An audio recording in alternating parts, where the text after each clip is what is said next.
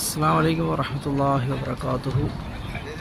ഇന്ന് ജൂലൈ 4 പ്രഭാത നമസ്കാരം കഴിഞ്ഞു. അൽഹംദുലില്ലാ, സമയം ഏകദേശം 4:40 കഴിഞ്ഞു.